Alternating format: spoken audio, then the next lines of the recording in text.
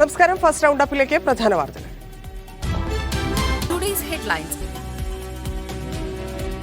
ADGP RSS കൂടിക്കാഴ്ചയിൽ നിലപാട് കടുപ്പിച്ച് CPI. LDF യോഗത്തിൽ ADGPക്കെതിരെ നടപടി ആവശ്യപ്പെടും.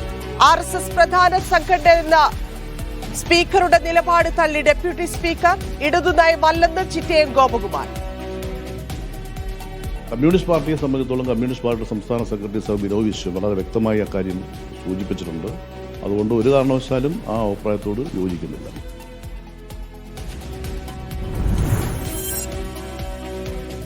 ADGP RSS കൂടിക്കാഴ്ചയിൽ മറുപടി പറയാത്ത മുഖ്യമന്ത്രിയോട് 7 ചോദ്യങ്ങളുമായി പ്രതിപക്ഷ നേതാവ്. സ്റ്റഡി ക്ലാസ് അല്ല വേണ്ടത്, കൃത്യമായ മറുപടി. RSSനെ പ്രതിരോധിച്ചത് CPM എന്ന പ്രസ്താവന കേരളം അവധിയോടെ തള്ളുമെന്നും സതീശൻ.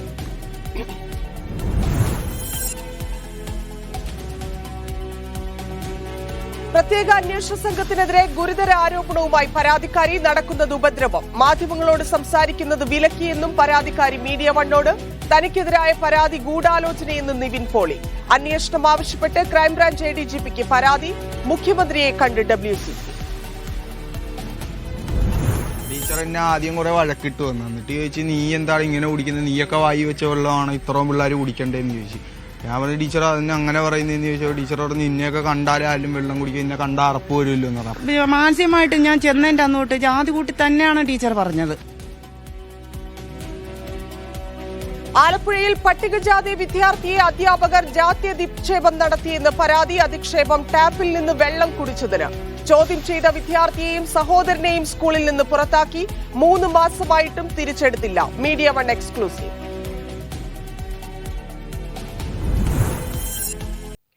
വിവാദങ്ങൾക്കിടെ അവധി അപേക്ഷ പിൻവലിച്ച് ADGP MR Ajith Kumar. RSS നേതാക്കളുമായുള്ള കൂടിക്കാഴ്ചയടക്കം ചർച്ചയാകുന്ന നിർണായക LDF യോഗം ഇന്ന് വൈകിട്ട് നടക്കാനിരിക്കെയാണ് അജിത് കുമാറിന്റെ നീക്കം. എന്നാൽ ഇന്ന് ചേർന്ന മന്ത്രിസഭാ യോഗത്തിൽ വിഷയം ചർച്ചയായില്ല. ക്രമസമാധാന ചുമതലയുള്ള ADGP സ്ഥാനത്ത് നിന്ന് MR അജിത് കുമാറിനെ നീക്കണം, അതല്ലെങ്കിൽ ഇപ്പോൾ നൽകിയിരിക്കുന്ന അവധി നീട്ടാൻ നിർദ്ദേശിക്കണം. ഈ 2 ആവശ്യങ്ങളുമായിരുന്നു സംസ്ഥാന പോലീസ് മേധാവി ഷെയ്ഖ് ദർവേഷ് സാഹിബ് അടക്കമുള്ളവർ മുഖ്യമന്ത്രിയോട് ആവശ്യപ്പെട്ടിരുന്നത്. എന്നാൽ അനുവദിച്ച 4 ദിവസത്തെ അവധി പോലും വേണ്ടെന്ന് കാണിച്ചാണ് ADGP സർക്കാരിന് ഇപ്പോൾ കത്ത് നൽകിയിരിക്കുന്നത്.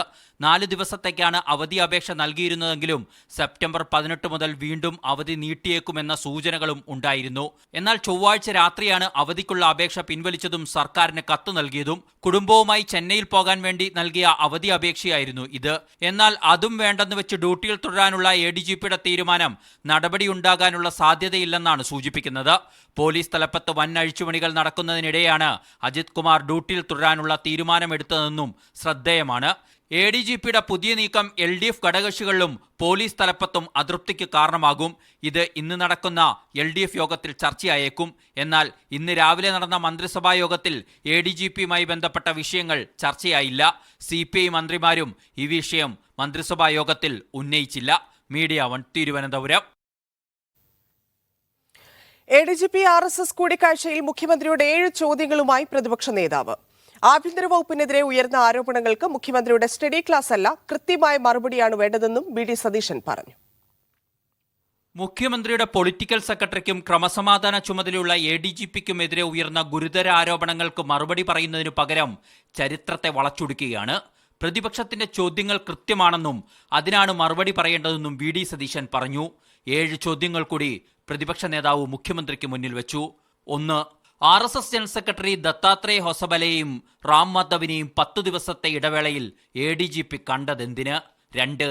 RSS നേതാക്കളുമായി മണിക്കൂറുകൾ ചർച്ച നടത്തിയത് എന്തിന്? 3. മുഖ്യമന്ത്രിയുടെ രാഷ്ട്രീയ ദൂതനായല്ലേ ADGP RSS നേതാക്കളെ സന്ദർശിച്ചത്? 4. ADGP ഉപയോഗിച്ച് BJPയെ സഹായിക്കാൻ മുഖ്യമന്ത്രി തന്നെയല്ലേ തൃശൂർ പൂരം കലക്കിയത്? 5. പ്രതിപക്ഷത്തിനൊപ്പം LDFിലെ ഘടകകക്ഷികളും നടപടി വേണമെന്ന് പരസ്യമായി ആവശ്യപ്പെട്ടിട്ടും മുഖ്യമന്ത്രി ADGPയെ സംരക്ഷിക്കുന്നത് എന്തിന്? കോവളത്ത് റാം മാധവ് ADGP കൂടിക്കാഴ്ച നടന്നപ്പോൾ ഒപ്പമുണ്ടായിരുന്നവർ ആരൊക്കെ? 7. 10 ദിവസമായി ഒരു CPM MLA പരസ്യമായി മുഖ്യമന്ത്രിക്കും മുഖ്യമന്ത്രിയുടെ ഓഫീസിനുമെതിരെ ഉന്നയിക്കുന്ന ആരോപണങ്ങൾ ശരിയോ തെറ്റോ ആണോ എന്നും പ്രതിപക്ഷം ചോദിക്കുന്നു. ഭാരതീയ വിചാര കേന്ദ്രത്തിന്റെ പരിപാടിയിൽ VS പങ്കെടുത്തത് ചൂണ്ടിക്കാട്ടി തനിക്കെതിരായ വിമർശനത്തെയും സതീശൻ തള്ളി. Media one, Thiruvananthapuram. ADGP RSS കൂടിക്കാഴ്ചയിലെ പരാമർശത്തിൽ സ്പീക്കർ എൻ ഷംസീറിനെ തള്ളി ഡെപ്യൂട്ടി സ്പീക്കർ. RSS രാജ്യത്തെ പ്രധാന സംഘടനയെന്ന സ്പീക്കറുടെ വാക്കുകൾ ഇടതുമുന്നണി നയമല്ലെന്ന് ചിറ്റയം ഗോപകുമാർ തുറന്നടിച്ചു.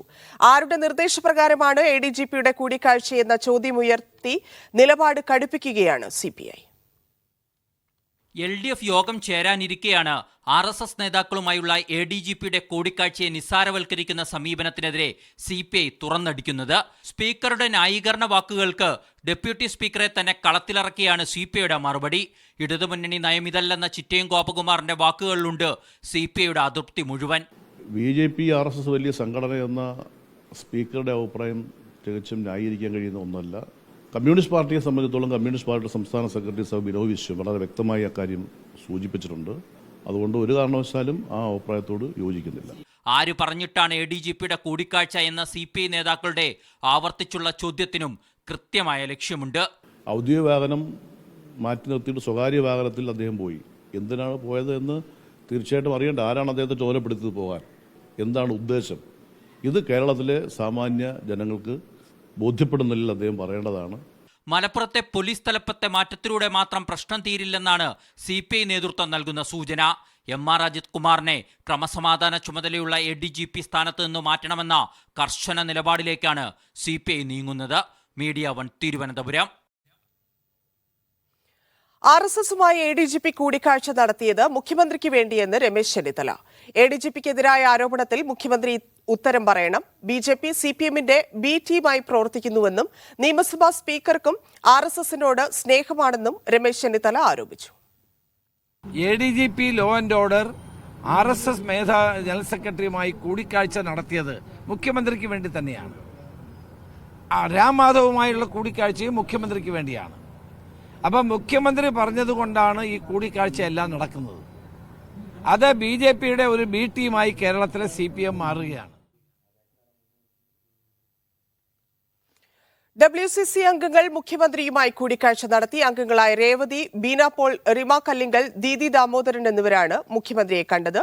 ഹേമ കമ്മിറ്റി റിപ്പോർട്ടിലെ തുടർ നടപടി ചർച്ചയായി. സിനിമാ നയത്തിലെ നിലപാടും മുഖ്യമന്ത്രിയെ അറിയിച്ചു. ഹരിമോഹൻ ചേരുന്നു. ഹരി, മുഖ്യമന്ത്രിയെ കണ്ടു, അതിനുശേഷം മാധ്യമങ്ങളോട് സംസാരിക്കാൻ ശ്രമിച്ചു, പക്ഷെ നടന്നിരുന്നില്ല. എന്താണ് വിഷയത്തിൽ സർക്കാർ നിലപാട്? എന്തൊക്കെ കാര്യങ്ങളാണ് മുഖ്യമന്ത്രിയോട് WCC ആവശ്യപ്പെട്ടത്? ധന്യ, പ്രധാനമായിട്ടും WCC ഉന്നയിച്ച കാര്യങ്ങളെന്ന് പറയുന്നത് ഈ പ്രത്യേക അന്വേഷണ സംഘവുമായി ബന്ധപ്പെട്ടുകൊണ്ട് ഉള്ള ഒരു അന്വേഷണം ഇപ്പോൾ നടക്കുന്നുണ്ട്. അതായത് ഹേമ കമ്മിറ്റിക്ക് ശേഷം പരാതി നൽകിയവർ, ആരോപണങ്ങൾ ഉയർത്തിയ ആളുകൾ, ഇവരുടെയൊക്കെ തന്നെ ദുരനുഭവങ്ങൾ പ്രത്യേക അന്വേഷണ സംഘം അന്വേഷിക്കുമെന്നുള്ളതായിരുന്നു, അല്ലെങ്കിൽ ഇപ്പോൾ അന്വേഷിക്കുന്നുണ്ട് എന്നുള്ളതാണ് പ്രധാനപ്പെട്ട ഒരു കാര്യം. പക്ഷേ അതിന്റെ അന്വേഷണത്തിൽ ഒരാശങ്ക WCC പ്രകടിപ്പിച്ചിട്ടുണ്ട്. അതായത് ശരിയായ രീതിയിലാണോ അന്വേഷണം നീങ്ങുന്നത് എന്നുള്ള ആശങ്കയാണ് WCC പ്രകടിപ്പിച്ചിട്ടുള്ളത്. ഒപ്പം തന്നെ സിനിമാ നയ രൂപീകരണമുണ്ട്. സിനിമാ നയ രൂപീകരണത്തിന്റെ കരട് പൂർത്തിയായി എന്നുള്ളത് അല്പസമയം മുമ്പ് മന്ത്രി സജി ചെറിയാൻ പറഞ്ഞിട്ടുണ്ടായിരുന്നു.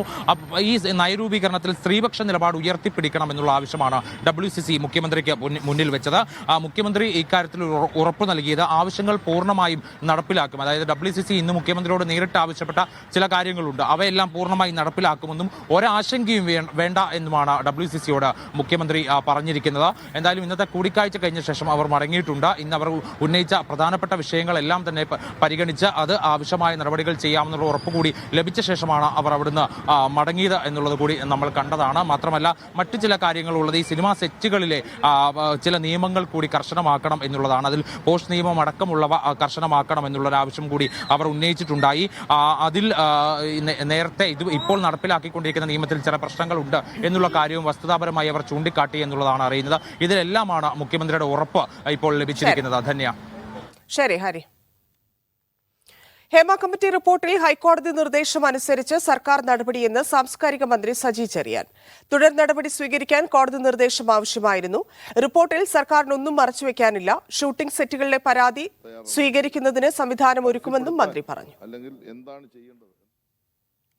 ഹേമ കമ്മിറ്റി റിപ്പോർട്ടിന് പിന്നാലെ രൂപീകരിച്ച അന്വേഷണ സംഘത്തിനെതിരെ പരാതിക്കാരിയായ നടി പരാതി നൽകിയ തന്റെ വീട്ടിലാണ് കൂടുതൽ പരിശോധനയെന്നാണ് പരാതി. ഫേസ്ബുക്ക് ആക്സസ് നഷ്ടമായെന്നും തനിക്ക് വധഭീഷണിയുണ്ടെന്നും പരാതിക്കാരി മീഡിയ വണ്ണോട് പറഞ്ഞു. പ്രത്യേക അന്വേഷണ സംഘത്തോട് താൻ സഹകരിക്കുന്നുണ്ട്. പക്ഷേ നിരന്തരം പരിശോധന നടത്തുന്നത് സ്വകാര്യതയെ ബാധിച്ചിട്ടുണ്ട്. തന്റെ ഡിജിറ്റൽ ഡാറ്റകൾ ഉപയോഗിച്ച് തനിക്കെതിരെ ചില നീക്കങ്ങൾ നടക്കുന്നുവെന്ന് സംശയിക്കുന്നതായും പരാതിക്കാരി വ്യക്തമാക്കുന്നു. എനിക്ക് ഈ നിമിഷം വരെ എനിക്ക് ഫേസ്ബുക്കിൽ ആക്സസ് ഇല്ല. ഇന്ന് അവർ ഫേസ്ബുക്ക് ആണ് അവർ കട്ട് ചെയ്യുന്നതെങ്കിൽ ആരാന്ന് എനിക്കറിയില്ല. അപ്പം നാളെ എൻ്റെ ജീവിതത്തിന് തന്നെ ഇപ്പം തന്നെ വധഭീഷണിയുണ്ട്. പരാതി നൽകിയ തന്നെ കേന്ദ്രീകരിച്ചാണ് കൂടുതൽ പരിശോധനകൾ നടക്കുന്നതെന്നും പ്രതിയായ മുകേഷിന് അന്വേഷണ സംഘം സംരക്ഷണം ഒരുക്കുകയാണെന്നും പരാതിക്കാരി ആരോപിച്ചു. നമുക്കൊരു പ്രൈവസി ഉണ്ട് വീട്ടിൽ. എൻ്റെ വീട് ഇവിടെ അല്ല, അക്വറൻസ് നടന്നത് ഇവിടെ അല്ല. അപ്പോൾ എനിക്ക് പേഴ്സണലായിട്ട് കാര്യങ്ങൾ എനിക്ക് ചെയ്യാനുള്ളതൊക്കെ ഉണ്ടാവണം. അപ്പോൾ എനിക്കൊരു പെട്ടെന്നൊരിത് ഇനി മുകേഷിന് വേണ്ടി ഇപ്പം ഞാൻ ശരിക്കും വാദിയാണ്, പ്രതിയല്ല. എൻ്റെയാണ് കൂടുതലെല്ലാം സെർച്ചൊക്കെ ചെയ്യുന്നത്.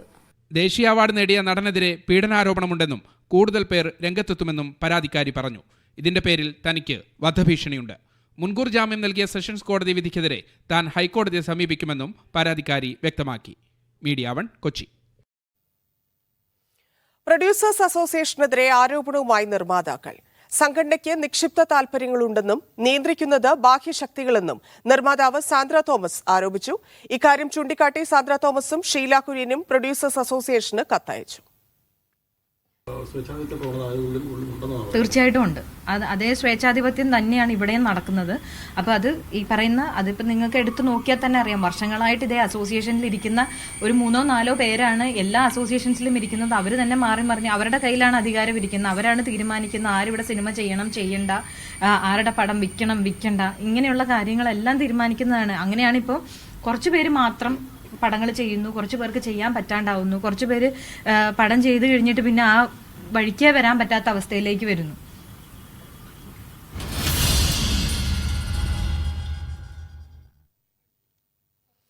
ആലപ്പുഴയിൽ പട്ടികജാതിക്കാരനായ വിദ്യാർത്ഥിയോട് അധ്യാപകർ ജാത്യാധിക്ഷേപം നടത്തിയെന്ന് പരാതി.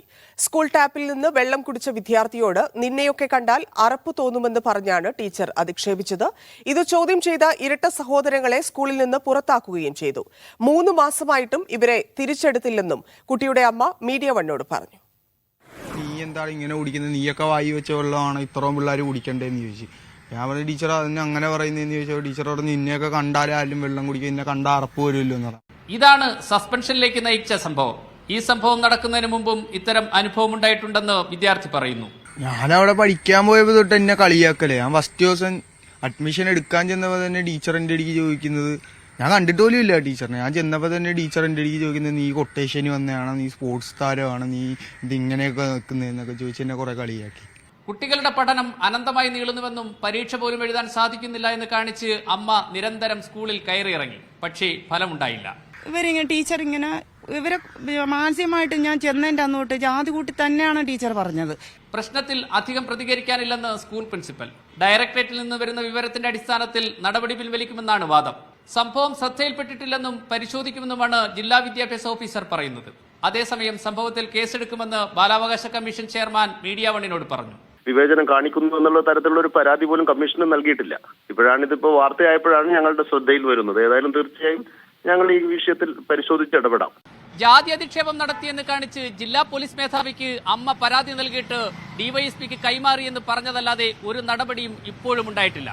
ഫൈസൽ നിൽക്കുന്നതിനൊപ്പം യു ഷൈജു, മീഡിയ 1 ആലപ്പുഴ.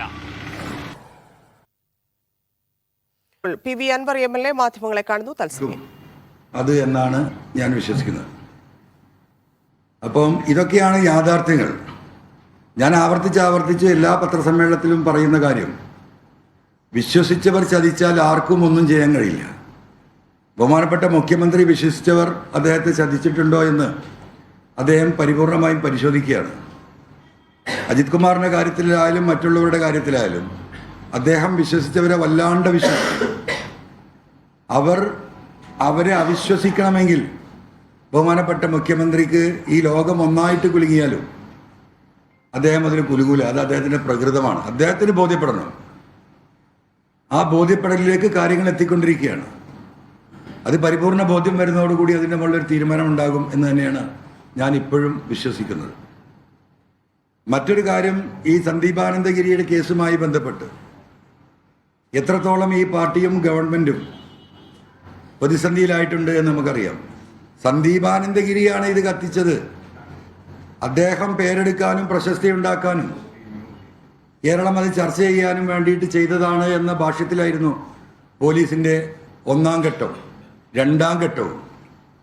സ്വാഭാവികമായിട്ടും പൊതുസമൂഹം ആ മനുഷ്യനെ സംശയത്തിൻ്റെ മുൾമുനയിൽ നിർത്തി ഈ പോലീസ് എത്ര കാലം സമൂഹത്തിൽ ഇറങ്ങി വരാൻ കഴിയാത്ത വിധം സ്വാമിയുടെ അഭിമാനത്തിന് ക്ഷതമേൽക്കുന്ന വാർത്തകളും റിപ്പോർട്ടുകളും നമ്മൾ കണ്ടതാണ്. അപ്പോൾ ഈ പോലീസിലെ ഒരു RSS സംഘം എത്രത്തോളം ഈ ഗവൺമെന്റിനെ പ്രതിസന്ധിയിലാക്കാൻ ശ്രമിക്കുന്നു എന്നതിൻ്റെ ഒരു തെളിവ് കൂടിയാണ് ഈ പോലീസ് റിപ്പോർട്ട്. ഞാനിത് ചുരുക്കി വായിക്കാം, നിങ്ങൾക്ക് എല്ലാവർക്കും മെയിൽ ചെയ്യാം. കാരണം നമ്മൾ പത്രസമ്മേളനം വല്ലാതെ നീളുന്നു എന്നൊരു പരാതിയുണ്ട്. അതുകൊണ്ട് ഞാൻ അത് അത്ര വിശദീകരിക്കുന്നില്ല. കാര്യങ്ങൾ അതിൻ്റെ ചുരുക്കം മാത്രം നിങ്ങൾ ഇവിടെ പറയുന്നുള്ളൂ. ഇതിൽ മറ്റൊരു കാര്യം, അത് ആദ്യം തന്നെ പറഞ്ഞേക്കാൻ മറന്നുപോകും. ഈ കേസിൻ്റെ ഒന്നാം ഘട്ടത്തിൽ ഈ കേസ് അന്വേഷിച്ച ഉദ്യോഗസ്ഥരിൽ ഒരു DYSP ഉണ്ടായിരുന്നു. ബഹുമാനപ്പെട്ട അന്നത്തെ DYSP, അദ്ദേഹത്തിൻ്റെ പേര് രാജേഷ് എന്നാണ്. അദ്ദേഹമാണ് ഈ കേസിലെ ഒന്നാം ഘട്ടത്തിൽ ഈ കേസിനെ തിരിച്ചുവിടുന്നതിൽ നേതൃത്വം നൽകിയത്. അദ്ദേഹത്തിൻ്റെ ചില ഫോട്ടോസ്, ഇപ്പോൾ റിട്ടയർഡാണ്. ഈ കേസന്വേഷണം കഴിഞ്ഞ് അദ്ദേഹം റിട്ടയർഡായിട്ട് ഈ കഴിഞ്ഞ പാർലമെന്റ് തെരഞ്ഞെടുപ്പിൽ BJPയുടെ ബൂത്ത് ഏജന്റാണ് ഈ പറയുന്ന വ്യക്തി. ഈ ഫോട്ടോ നിങ്ങൾക്ക് ഞാൻ അയച്ചു തരാം. ഒരു ഫോട്ടോ അല്ല, ഈ ചങ്ങാതിയാണ് കേസ് തിരിച്ചുവിടുന്നതിൽ ഒരു പ്രധാനി. ഒരുപാട് ബൂത്ത് ഏജന്റുമാരെ നമ്മൾ കണ്ടിട്ടുണ്ട്. കൊടി തന്നെ പുതച്ചിരിക്കുന്ന നോക്കൂ നിങ്ങൾ. അപ്പോൾ എന്താ ഇതിൽ നിന്നൊക്കെ കാണിക്കുന്നത്? ഈ കക്ഷി ഇതിൽ ഈ കേസ് അട്ടിമറിച്ചതിൽ ഒരു പ്രധാന കക്ഷിയാണ്. അതിലേക്ക് ബാക്കി കാര്യങ്ങളിലേക്കും വരാം. നമുക്ക് ഈ പോലീസ് റിപ്പോർട്ട് ഒന്ന് നോക്കാം. ഇത് പോലീസ് ഡെപ്യൂട്ടി സൂപ്രണ്ടിൻ്റെ കാര്യാലയം, crime branch central unit, Pettah, Thiruvananthapuram. ഈ കൊടുക്കുന്ന റിപ്പോർട്ട് 11/5/2023 ഈ റിപ്പോർട്ടിൽ പറയുന്നത് ഈ കേസ് എങ്ങനെയാണ് ആദ്യഘട്ടത്തിൽ അട്ടിമറിച്ചതെന്നും ആരാണ് അതിന് നേതൃത്വം നൽകിയതെന്നും ഏത് വിധേനയാണ് ആദ്യത്തെ യഥാർത്ഥ പ്രതികളെ രക്ഷപ്പെടുത്താൻ വേണ്ടി ഈ പോലീസ് ഉദ്യോഗസ്ഥർ ശ്രമിച്ചതെന്നും അവർക്കെതിരെ നിയമ നടപടികൾ സ്വീകരിക്കണമെന്ന് പറഞ്ഞ് ഈ കേസ് അന്വേഷിച്ച് ഈ പ്രതികളെ കണ്ടെത്തിയ deputy police superintendent, crime branch central unit 1, Pettah, 10/5/2023 അദ്ദേഹത്തിൻ്റെ കയ്യൊപ്പോടുകൂടി അദ്ദേഹം നൽകിയ റിപ്പോർട്ടാണ്. ഈ റിപ്പോർട്ടാണ് ADGP അജിത് കുമാറിൻ്റെ നേതൃത്വത്തിലുള്ള ഈ പറയുന്ന ക്രിമിനൽ സംഘം പൂഴ്ത്തിയത്.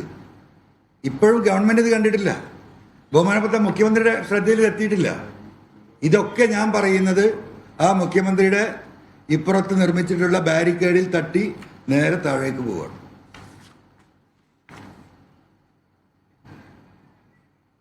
ഇതിൽ മേൽസൂചന കേസിൻ്റെ പ്രേക്ഷിതൻ ഡെപ്യൂട്ടി പോലീസ് സൂപ്രണ്ട്, സ്വീകർത്താവ് police superintendent, crime branch central unit, Petta. ചുരുക്കി വായിക്കാം. വിഷയം CB crime 479/CBCU Trivandrum 2019 Poojappura police station, crime number 1879.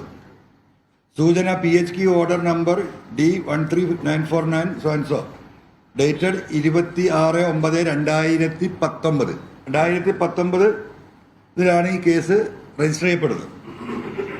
മേൽ സൂചന പ്രകാരം 3/10 മുതൽ കേസിന്റെ അന്വേഷണം T യൂണിറ്റിൽ നടന്നു വരുന്നു. കേസിന്റെ ചുരുക്കം: ആവലാതിക്കാരൻ എന്ന് പറയുന്നത് സന്ദീപാനന്ദഗിരി. ആവലാതിക്കാരൻ ശബരിമല സ്ത്രീ പ്രവേശനവുമായി ബന്ധപ്പെട്ട് ബഹുമാനപ്പെട്ട സുപ്രീം കോടതി വിധിക്ക് അനുകൂല നിലപാട് സ്വീകരിച്ച പത്രദൃശ്യ മാധ്യമങ്ങളിലും പൊതുവേദികളിലും പങ്കെടുത്ത് അഭിപ്രായം പറഞ്ഞതിൽ വച്ചുള്ള വിരോധത്താൽ BJP RSS സംഘപരിവാർ പ്രസ്ഥാനങ്ങളിൽപ്പെട്ട പ്രതികൾക്ക് ആവലാതിക്കാരൻ്റെ ആശ്രമത്തിന് അതിക്രമിച്ച് കയറി വാഹനങ്ങൾക്കും ആശ്രമത്തിനും തീ കത്തിച്ച് നാശനഷ്ടം വരുത്തണമെന്നും ആവലാതിക്കാരന് മരണഭയം ഉളവാക്കണമെന്നുള്ള ഉദ്ദേശത്തോടും കരുതലോടും കൂടി ഗൂഢാലോചന നടത്തി പ്രതികൾ 27/10/2018 തീയതിയിൽ വെളുപ്പിന് 2:30 മണിയോടെയാണ് തിരുവല്ലയിലെ ഈ ഗ്രാമത്തിൽ വന്ന് ഇത് കത്തിച്ചു പോകുന്നത്. ഇതിൽ പോർട്ടിക്കോയിൽ നിർത്തിയിരുന്ന കാറുകൾ, ബൈക്കുകൾ എല്ലാം കത്തി നശിപ്പിച്ചു. അതിന് പുറമെ ആശ്രമത്തിൻ്റെ മുൻവശവും മുകൾ നിലയിലുള്ള ഗീതാ ക്ഷേത്രത്തിലുള്ള അമൂല്യമായ ഉപകരണങ്ങൾ കേടുപാടുകൾ സംഭവിച്ചും. ഇനിയാണ് ഇതിൻ്റെ ക്രക്സ് വരുന്നത്. ആശ്രമത്തിൻ്റെ മുൻവശത്തുള്ള സോപാനത്തിൽ PK ഷിബുവിന് ആദരാഞ്ജലികൾ, ഇത് സൂചന മാത്രം എന്ന് എഴുതിയ റീത്ത് വെച്ച് ആവലാതിക്കാരന് മരണഭയം ഉളവാക്കിയും വാഹനങ്ങൾക്കും ആശ്രമത്തിന് നാശമുണ്ടാക്കി, 1 കോടിയുടെ നഷ്ടമുണ്ടാക്കി. ഇതിൽ പ്രധാനം ഈ കേസിൻ്റെ തുമ്പ് നശിപ്പിക്കാൻ വേണ്ടി ചെയ്തത് ഈ PK ബിജുവിൻ്റെ ഈ ഈ എഴുത്ത് ഇവർ മാറ്റിന. മേൽ കേസിൻ്റെ ആദ്യ ദിവസം 27/10/2017 അന്വേഷണം തിരുവനന്തപുരം സിറ്റി പോലീസ് കമ്മീഷണറുടെ സോൻസോ ഡേറ്റിൽ ഉത്തരവ് പ്രകാരം cantonment assistant commissioner Shri VS ധീരരാജാണ് നടത്തി വന്നിട്ടുള്ളത്. അങ്ങനെ വന്ന് പിന്നെ പോലീസ് ഉദ്യോഗസ്ഥരുടെ നെയിം, അത് കഴിഞ്ഞിട്ട് മേൽ കേസിന്റെ അന്വേഷണത്തിൽ പ്രതികളെ പറ്റി സൂചനകളൊന്നും തന്നെ 3/1/2020 വരെ ലഭിച്ചിരുന്നില്ല. 3/1/2022 കണ്ടമൺകടവിലെ RSS പ്രവർത്തകനായ പ്രകാശ് ആത്മഹത്യ ചെയ്യുകയും ഈ സംഗതിക്ക് വിളപ്പിൽശാല പോലീസ് ക്രൈം സോൻസോ നമ്പർ കേസെടുക്കുകയും ചെയ്തു. അത് അന്വേഷണം നടത്തിവരെ പ്രകാശിന്റെ മരണം മറ്റു ചില RSS പ്രവർത്തകരുടെ മർദ്ദനത്തെ തുടർന്നാണെന്ന് ആരോപിച്ച് പ്രകാശിന്റെ ജ്യേഷ്ഠൻ പ്രശാന്തൻ വിളപ്പിൽശാല പോലീസിൽ പരാതി കൊടുക്കുകയും കൊടുത്ത പരാതി അവഗണിക്കുകയാണ്. RSS പ്രവർത്തകരാണ് ഈ മരിച്ച ആത്മഹത്യ ചെയ്ത ഈ പ്രതിയും ഈ കൂട്ടത്തിലുണ്ടായിരുന്ന ഈ കൃത്യത്തിന് ഒപ്പമുണ്ടായിരുന്ന പ്രതികളും അതിൽപ്പെട്ടവർ ഇദ്ദേഹത്തെ മർദ്ദിച്ചു. കാരണം ഇദ്ദേഹം പുറത്തു പറയും എന്ന് എനിക്ക് നിവൃത്തിയില്ല, ഞാനിത് പുറത്തു പറയുമെന്ന് പറഞ്ഞതിൻ്റെ അടിസ്ഥാനത്തിലാണ് അദ്ദേഹത്തെ ക്രൂരമായി മർദ്ദിക്കുന്നത്. അങ്ങനെ ആ കാര്യങ്ങൾ സൂചിപ്പിച്ച് പോലീസ് സ്റ്റേഷനിൽ കേസ് കൊടുക്കുകയും പരാതി അവഗണിച്ചുകൊണ്ട് കേസ് അസ്വാഭാവിക മരണമായി എഴുതി തള്ളുകയും ചെയ്തു. അപ്പോൾ ജ്യേഷ്ഠൻ പോയിട്ട് പോലീസ് സ്റ്റേഷനിൽ കേസ് കൊടുക്കണം, എൻ്റെ മകൻ ഇങ്ങനെ ആ ആശ്രമത്തിൻ്റെ കേസിൽ പ്രതിയായിരുന്നു, അത് ഞാൻ പുറത്തു പറയും, അതുകൊണ്ട് പറയുമെന്ന് പറഞ്ഞതുകൊണ്ട് അവനെ ഇവരെ ആക്രമിച്ചിരിക്കുകയാണ്. അപ്പോൾ അതിൻ്റെ പിന്നിൽ ഈ ആശ്രമവുമായി ബന്ധപ്പെട്ട് കത്തിച്ചവരാണ്. എൻ്റെ അനിയന് കത്തിച്ചു എന്ന്, അതുകൊണ്ടാണ് അനിയൻ ഭയപ്പെട്ട് ആത്മഹത്യ ചെയ്താന്ന് പറഞ്ഞപ്പോൾ അതല്ല, ഇത് അസ്വാഭാവിക, ജ്യേഷ്ഠൻ തന്നെ പറയാം അസ്വാഭാവിക മരണമായിട്ട് പിന്നെ എന്ത് ചെയ്യാണ് ഈ ആത്മഹത്യ? പോലീസ് എഴുതിത്തള്ളുകയാണ്.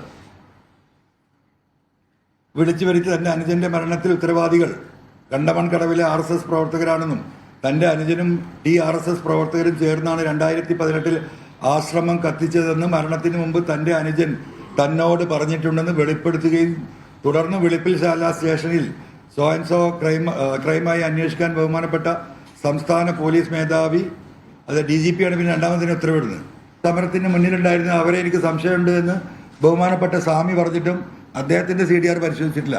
വേറെ CDR പരിശോധിക്കുന്നുണ്ട്, അതിലേക്കാണ് വരുന്നത്. ഒരാവശ്യമില്ലാത്ത കമ്മ്യൂണിസ്റ്റ് നേതാക്കന്മാരുടെ CDR പരിശോധിച്ചിട്ടുണ്ട്. ഈ അക്രമം ചെയ്തവർ ഇന്ന ആളാണെന്ന് പോലീസ് പറഞ്ഞ് സ്വാമി പറഞ്ഞ ആളുകളുടെ CDR പരിശോധിച്ചിട്ടില്ല. ഒന്നാം പ്രതിയായി കണ്ടെത്തിയ പ്രകാശ് ശേഖരിച്ചിട്ടില്ല. മേൽ പറഞ്ഞവരുടെയും സംഭവ സ്ഥലത്തിന് സമീപം താമസിച്ച RSS BJP പ്രവർത്തകരുടെയും CDR ശേഖരിക്കാതിരുന്നതിനാൽ നിലവിലെ അന്വേഷണത്തെ അത് സാരമായി ബാധിച്ചിട്ടുണ്ട്. അപ്പോൾ തൊട്ടടുത്തുള്ള RSSകാരെ ഒരാളെയും CD പരിശോധിച്ചിട്ടില്ല, CDR.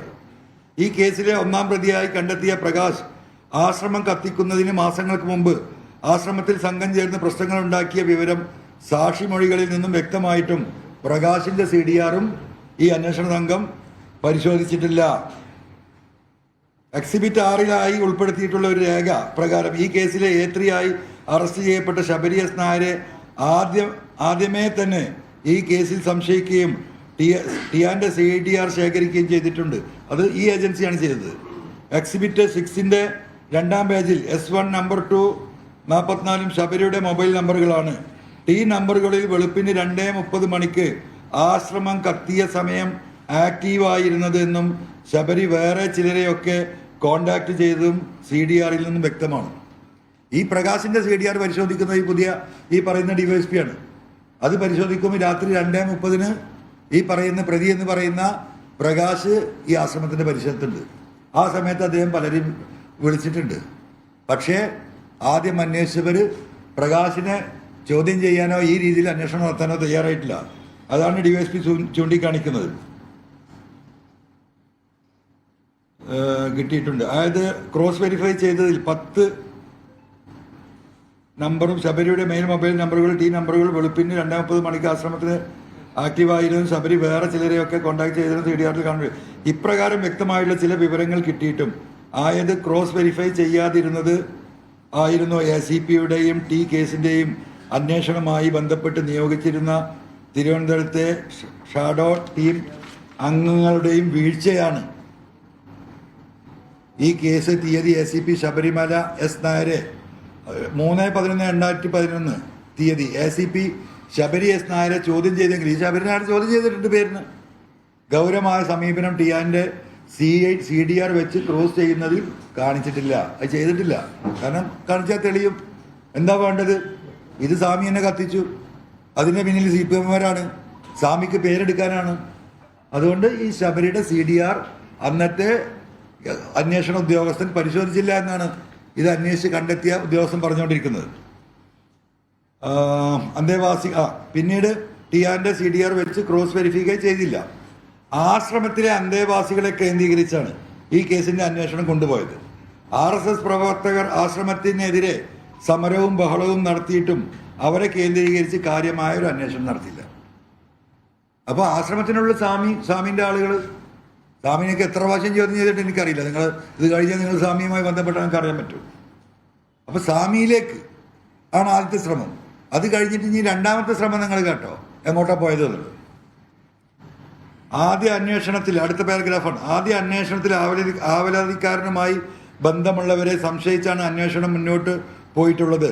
CDR ശേഖരിച്ചവരിൽ നീ കേട്ടോ, CPM തിരുവനന്തപുരം ജില്ലാ നേതാവ് IP ബിനു സോൻസോ നമ്പർ 2, കണ്ണൂരിലെ CPM നേതാവ് കാരായി രാജൻ, മനസ്സിലായില്ലേ?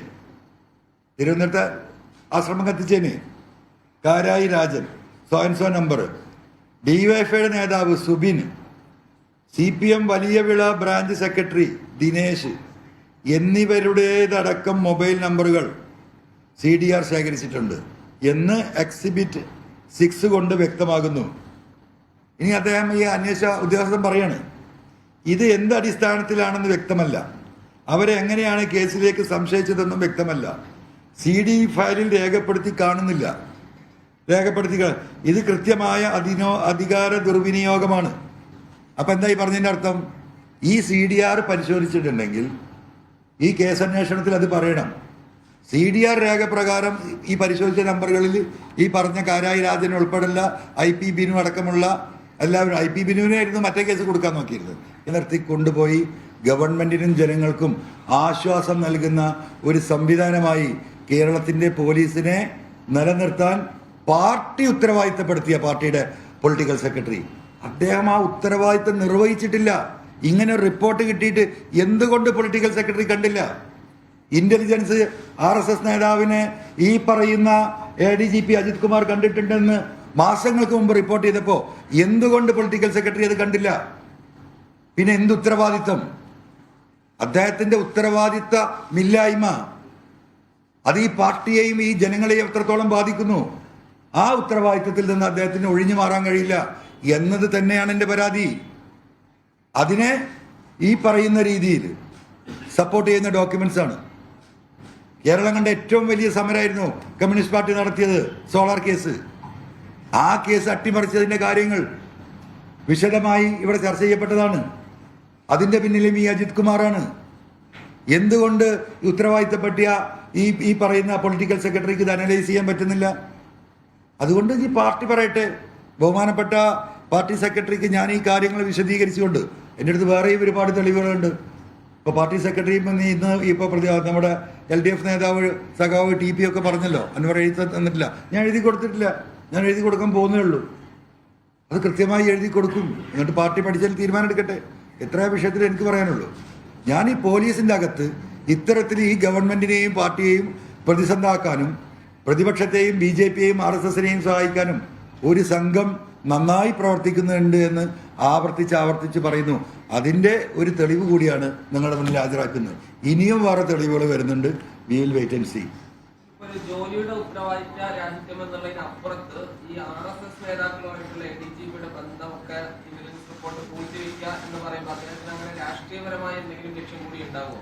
അല്ല, അദ്ദേഹത്തിന് രാഷ്ട്രീയപരമായ ലക്ഷ്യം കൂടെ ഉണ്ടോ, എന്താണ് അതിൽ സംഭവിച്ചത് എന്നുള്ളത് പാർട്ടിയും ഗവൺമെൻറ്റല്ല പരിശോധിക്കേണ്ടത്. അതെനിക്ക് പറയാൻ കഴിയില്ല. ഒരു പൊതുസമൂഹത്തിലെ ഒരു പൊതുപ്രവർത്തകൻ എന്ന നിലക്ക്, ഒരു കമ്മ്യൂണിസ്റ്റുകാരൻ എന്ന നിലക്ക്, ഒരു സഖാവ് എന്ന നിലക്ക് ഈ ഉത്തരവാദിത്തം ഏൽപ്പിക്കപ്പെട്ട ഒരു വ്യക്തി ആ ഉത്തരവാദിത്തം നിർവഹിച്ചിട്ടില്ല എന്ന എൻ്റെ ബോധ്യത്തിൻ്റെ അടിസ്ഥാനത്തിലാണ് ഞാൻ പറയുന്നത്. അതിൻ്റെ പിന്നാമ്പുറമുള്ള കാര്യങ്ങളൊന്നും എനിക്കറിയില്ല. അത് ഉത്തരവാദിത്തപ്പെട്ട പാർട്ടി പരിശോധിക്കുമല്ലോ.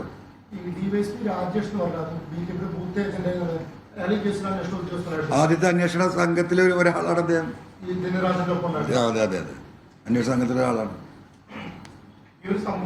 ഇനിയിപ്പോ നിങ്ങൾക്ക് ഇതിന്റെ കൂടുതൽ വിവരങ്ങൾ സ്വാമിയെ വിളിച്ചാൽ നിങ്ങൾ തിരുവനന്തപുരത്ത് ആളുകൾ പോയി നോക്കിയാൽ അതിന്റെ വിവരങ്ങൾ കിട്ടും.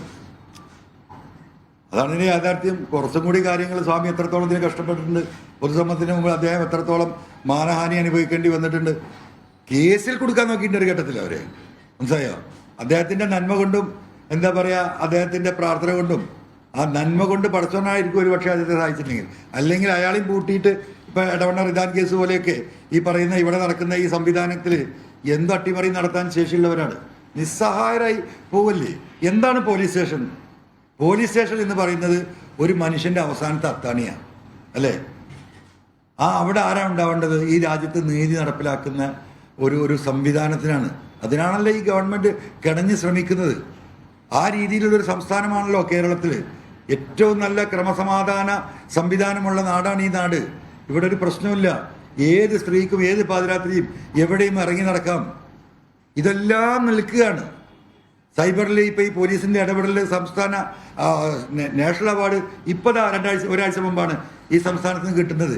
ഇങ്ങനെയൊക്കെ നന്മയോടുകൂടി പ്രവർത്തിക്കുന്ന, സത്യസന്ധരായി പ്രവർത്തിക്കുന്ന IPS ഉദ്യോഗസ്ഥരും അവർക്ക് താഴെയുള്ള ഒരുപാട് പോലീസ് ഓഫീസർമാരും സാധാ പോലീസുകാരും ഒക്കെയുള്ള ഈ ഒരു നല്ല ഒരു സിസ്റ്റത്തെ ഈ വിരലിലെണ്ണാവുന്ന ചില ക്രിമിനൽ സംഘങ്ങൾ തകർത്ത് മനുഷ്യന്റെ മുമ്പിൽ പോലീസുകാരനാണ് എന്ന് പറഞ്ഞ് പുറത്തിറങ്ങാൻ കഴിയാത്ത വിധമാക്കുകയാണ്. അതിജീവിതകളുമായൊക്കെ ബന്ധപ്പെട്ട കാര്യങ്ങൾ ഇനി പുറത്തു വരാൻ നിൽക്കുന്നേ ഉള്ളൂ. ഇവരൊക്കെ മനുഷ്യരാണെന്ന് നമുക്ക് തോന്നിപ്പോകും. മനസ്സിലായില്ലേ?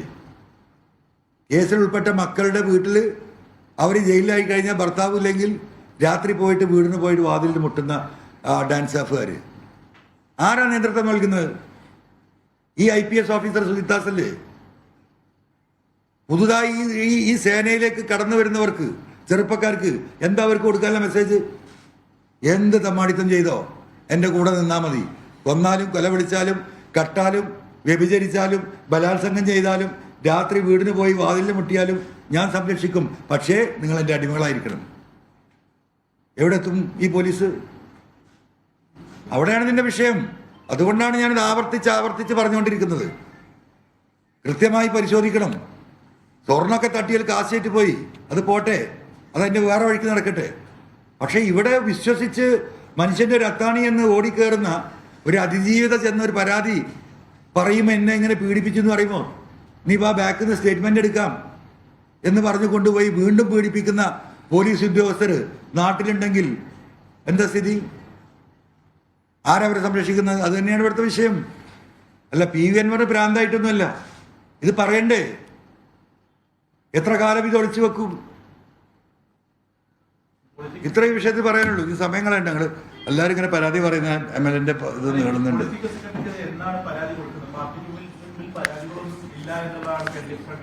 അതെ അതെ, നാളെ മറ്റന്നാൾ കൊടുക്കും.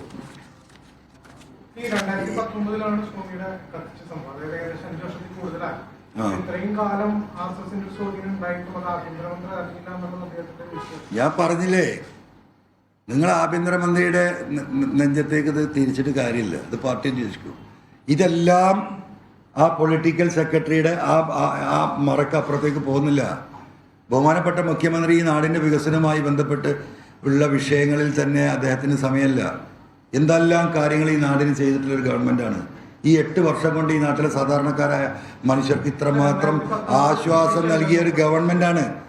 ആ ഗവൺമെൻറ്റിന് മനുഷ്യർക്ക് ആശ്വാസവും ഈ നാടിൻ്റെ വികസനമായിട്ട് പോവുകയാണ്. അപ്പോൾ കുറച്ച് പോലീസുകാരെ പൊളിറ്റിക്കൽ സെക്രട്ടറി ഏൽപ്പിച്ച് അത് കൃത്യമായി നിർവഹിക്കുമെന്ന് പറഞ്ഞു. അവർ വഞ്ചിച്ചാൽ എന്ത് ചെയ്യും? ഞാനിതിന് മുമ്പും പറഞ്ഞതാണ്. നമ്മുടെ ഭാര്യ മക്കളെ നമ്മളെ വഞ്ചിച്ചാൽ നമുക്ക് എന്ത് ചെയ്യാൻ പറ്റുമോ? ഒന്നും ചെയ്യാൻ കഴിയില്ല. ഈ ചോദ്യം ചെയ്യിക്കുന്ന നിങ്ങളെയും ഗതി അതാണ്, ഈ ഇരിക്കുന്ന എൻ്റെയും ഗതി അതാണ്. ഇത് 2010 മാഷെ. അത് കാര്യം നിങ്ങൾ മനസ്സിലാക്കി. ഈ റിപ്പോർട്ട് കൊടുക്കുന്നത് 2023. ഈ റിപ്പോർട്ട് പൂഴ്ത്തി ഞാൻ പറഞ്ഞത്. ആ കേസ് നടക്കുന്നത്. ഈ റിപ്പോർട്ട് പരിശോധിക്കണ്ടേ? ഈ റിപ്പോർട്ട് ഈ പറയുന്നതാണ് ഈ പറഞ്ഞത്. എന്നാൽ ഈ റിപ്പോർട്ട് കൊടുക്കുന്നത് 23-നാണ്, 10/5-ന് 11/5-ന് അല്ല, കേരളത്തിൽ എത്രയും വിവാദമായ കേസിൽ പോലും അന്വേഷണം ശരിയായ വഴിക്കിടെ നടക്കുകയും നല്ലത് ആഭ്യന്തരമന്ത്രിയുടെ ഓഫീസ് അറിഞ്ഞില്ല എന്നുള്ളത് ഒരു വീഴ്ചയാണ് എന്നാണ് എന്റെ ചോദ്യം. ആഭ്യന്തരമന്ത്രിയുടെ ഓഫീസ് അറിഞ്ഞു, ഓഫീസിൽ വിശ്വസിച്ച് ഏൽപ്പിച്ചവർ പൂഴ്ത്തി, അതാ പറഞ്ഞത്. ഇങ്ങനെയൊക്കെ ചെയ്യുമ്പോൾ അത് ഉത്തരവാദിത്തം ഏൽപ്പിച്ച പാർട്ടി ഉണ്ടെന്ന് പറഞ്ഞത്. അല്ല, പാർട്ടി അറിഞ്ഞിട്ടുണ്ടെങ്കിൽ ഇതെന്നാ അവിടെ എടുക്കൂലേ? പാർട്ടി ഇതിന് നിൽക്കുവോ? പാർട്ടിയെ മുഴുവൻ ഇരുട്ടിൽ നിർത്തിയിരിക്കല്ലേ? അല്ല, പാർട്ടി ഇപ്പൊ അറിയല്ലോ, അറിഞ്ഞ നടപടി എടുക്കുമല്ലോ. പാർട്ടി അറിഞ്ഞിട്ടുണ്ടെങ്കിൽ ഇതിൽ നിലപാടെടുക്കാതിരിക്കാൻ കഴിയുമോ കമ്മ്യൂണിസ്റ്റ് പാർട്ടിക്ക്?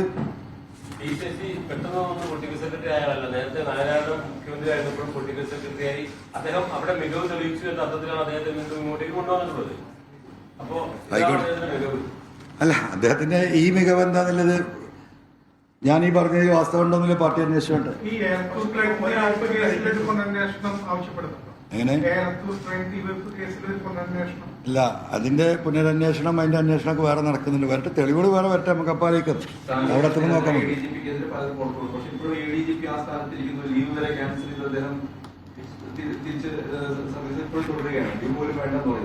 ഞാൻ ആ കാര്യത്തിൽ എൻ്റെ അഭിപ്രായം മിനിയാന്ന് നിങ്ങളോട് പറഞ്ഞില്ലേ? ഇനി പിന്നെ ഞാനത് പറയണോ? ഇത് നിങ്ങളെന്നെ പറയുന്നത് ബോറടിക്കുന്നു. പിന്നെ ബോറടിപ്പിക്കുന്ന ചോദ്യം നിങ്ങൾ തന്നെ ചോദിക്കുക. എനിക്കെന്ത് ചെയ്യാൻ പറ്റും? ഞാൻ തീർത്ത് പറഞ്ഞില്ലേ, മാറ്റാത്തത് എങ്ങനെ മുന്നോട്ട് പോകും? ഒരു സംവിധാനം മുന്നോട്ട് കൊണ്ടേ. അല്ല, അപ്പൊ എനിക്ക് ഓർഡർ ഇടാൻ പറ്റുമോ? ഏതാ മാറ്റാൻ? എനിക്ക് വാക്കാൻ പറയാന്നല്ലാതെ. ഒരാഴ്ചയായിട്ട് PCCക്കെതിരെയും ADGPക്കെതിരെയും പറയുന്നു, അവർ പ്രത്യേകിച്ച് അവർ മാറ്റുന്നില്ല, അതിന്റെ ഒരു നടപടിയും കഴിയുന്നില്ല. ഈ ഒരാഴ്ച കഴിഞ്ഞിട്ട് പോലും പാർട്ടിക്ക് ഇതിനെപ്പറ്റി ഒരു പ്രാഥമിക ബോധ്യം പോലും വരുന്നില്ല. എനിക്കതിൽ തിരക്കില്ല, പക്ഷേ എനിക്കതിൽ തിരക്കില്ല. ഇതിൽ തീരുമാനം ഉണ്ടാകും. അല്ല, ധൃതിയില്ലല്ലോ. വാട്സാപ്പ് ബ്ലോക്ക് ചെയ്തല്ലോ. അതെ അതെ അതെ, എന്ന് ശരിയാ. പ്രതീക്ഷ റെഡിയായോ? റെഡിയായിട്ടില്ല. അതിന്റെ പിന്നിലെന്താ? അല്ല, ഞങ്ങൾ പിന്നെ ഒരു നമ്പറിലേക്ക് എടുക്കുന്നില്ല, നമ്മൾ പല നമ്പറിലായിട്ട് പല വഴിക്കും നോക്കുന്നുണ്ട്. പുതിയ നമ്പർ എടുത്താൽ തന്നെ സ്ഥിതി വെറുതെ കാശ് പോകുന്നില്ലാതെ. ഏകദേശം ഒരു 2000 ജില്ലാനുണ്ട്. അതിൽ വേറെ തമാശ എന്താ വെച്ചാൽ, അതിൽ ഈ ഹെൽമെറ്റ് പോയതും മറ്റേ വെയിൽ തിരക്കിയതൊക്കെ ഉണ്ട്. നമുക്കൊന്നും ചെയ്യാൻ പറ്റില്ല, മനസ്സിലല്ലേ? അങ്ങനത്തെ കുറെ കാര്യങ്ങളുണ്ട്. അപ്പൊ അത് നമ്മുടെ സ്ക്രൂട്ടനൈസ് ചെയ്യുന്നതിന്റെ ഇടയിലാണ് ടെക് സാധനം പോയത്.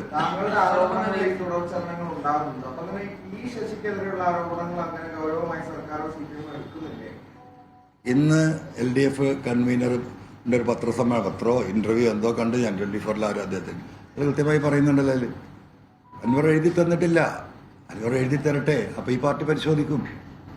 എത്ര ക്ലിയർ സ്റ്റേറ്റ്മെന്റ് ആണ്.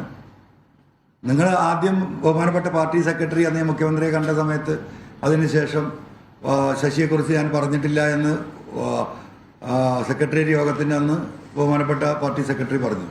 പൊളിറ്റിക്കൽ സെക്രട്ടറിയെ പറ്റി പരാതിയില്ല. അപ്പോൾ നിങ്ങളത് അതുണ്ട് എന്ന രീതിയിൽ വന്നപ്പോഴാണ് എനിക്ക് ആ മുഖ്യമന്ത്രിക്ക് കൊടുത്ത ആ പരാതി അന്ന് നിങ്ങൾക്ക് വാട്സാപ്പ് ചെയ്യേണ്ടി വന്നത്. അതൊക്കെ ഒരു യാഥാർത്ഥ്യമില്ലേ? അപ്പോൾ ഞാനത് പറഞ്ഞിട്ട് എഴുതി കൊടുത്തിട്ടില്ല. ഇനി ഇതാ എഴുതി കൊടുക്കാൻ പോകുന്നു. നോക്കാം നമുക്ക്. തൃശൂർ പൂരം കലക്കവുമായി ബന്ധപ്പെട്ട അന്വേഷണം നടത്തിയത് അജിത് കുമാർ ADGP തന്നെയാണ്. അതിന്റെ റിപ്പോർട്ട് എന്താണ്? അതിൽ ആരാണ് ഉത്തരവാദി? ഇന്റലിജൻസ് റിപ്പോർട്ട് പൂഴ്ത്തിയതുൾപ്പെടെ P ശശിക്കെതിരെ ഗുരുതര ആരോപണങ്ങളാണ് PV അൻവർ MLA ഇന്നും ഉന്നയിച്ചത്. ADGP RSS കൂടിക്കാഴ്ചയിലെല്ലാം ഉണ്ടായിരുന്ന റിപ്പോർട്ട് പൂഴ്ത്തി, അത് മുഖ്യമന്ത്രി അറിയുന്നുണ്ടായിരുന്നില്ല. പക്ഷേ കാര്യങ്ങൾ ഇപ്പോൾ കുറച്ചുകൂടി മുഖ്യമന്ത്രിക്ക് വ്യക്തമാണ്. അതുകൊണ്ട് ഇനിയും ഈ ചതിയന്മാരുമായി ബന്ധപ്പെട്ട വിശ്വസ്തരായിരുന്ന ആളുകളെക്കുറിച്ചുള്ള കാര്യങ്ങൾ മുഖ്യമന്ത്രിക്ക് ബോധ്യപ്പെട്ടു വരുന്നു. ഇനി ആ കാര്യങ്ങളെല്ലാം പുറത്താകും എന്നൊക്കെയുള്ള ഗുരുതരമായ ആരോപണങ്ങളാണ് പറഞ്ഞത്. മറ്റൊന്ന്, പ്രധാനമായും ആശ്രമം തീവെപ്പ് കേസിനെ കുറിച്ചാണ് പറഞ്ഞത്. ആ കേസ് അട്ടിമറിച്ചു എന്നുള്ള സംഭവങ്ങളെക്കുറിച്ചും PV അൻവർ വിശദീകരിക്കുകയുണ്ടായി. ഓരോ ദിവസവും പത്രസമ്മേളനത്തിലൂടെ, വാർത്താസമ്മേളനത്തിലൂടെ ഈ കാര്യങ്ങൾ, ഇത്തരത്തിലുള്ള P ശശിക്കെതിരായിട്ടുള്ള ഗുരുതരമായ ആരോപണങ്ങളാണ് ഓരോ ദിവസവും PV അൻവർ പുറത്തുവിട്ടുകൊണ്ടിരിക്കുന്നത്. പ്രത്യേകിച്ച് ഈ ADGP RSS കൂടിക്കാഴ്ചയിലുള്ള എല്ലാ രഹസ്യങ്ങളും ഇനിയും പുറത്തുവരാനുണ്ട് എന്ന് തോന്നിപ്പിക്കുന്ന തരത്തിലാണ് ഇന്ന് അത്രയും തെളിവുകളൊക്കെ കാണിച്ചുകൊണ്ട് PV അൻവറിന്റെ വാർത്താസമ്മേളനം ഉണ്ടായിരുന്നത്. ഈ ADGP RSS നേതാവിനെ കണ്ടെന്ന റിപ്പോർട്ട് P ശശിയാണ്. മുഖ്യമന്ത്രിയിലേക്ക് പോലും എത്തിയിട്ടില്ല. P ശശിയാണ് റിപ്പോർട്ട് പൂഴ്ത്തിയത് എന്നുള്ള ഗുരുതര ആരോപണമാണ് മുഖ്യമന്ത്രിയുടെ പൊളിറ്റിക്കൽ സെക്രട്ടറിക്കെതിരെ PV അൻവർ ഇന്നും ഉന്നയിച്ചത്. ഇനി ഇന്നത്തെ സ്വർണം വെള്ളി നിരക്കുകൾ. ഇന്നത്തെ സ്വർണം വെള്ളി നിരക്കുകൾ brought to you by Wedding collections from Kavita Gold and Diamonds. സ്വർണം 22 കാരറ്റ് ഗ്രാമിന് 6,715 രൂപ, പവന് 53,720 രൂപ. സ്വർണം 18 കാരറ്റ് ഗ്രാമിന് 5,565 രൂപ, പവന് 44,520 രൂപ. വെള്ളി ഗ്രാമിന് 90 രൂപ.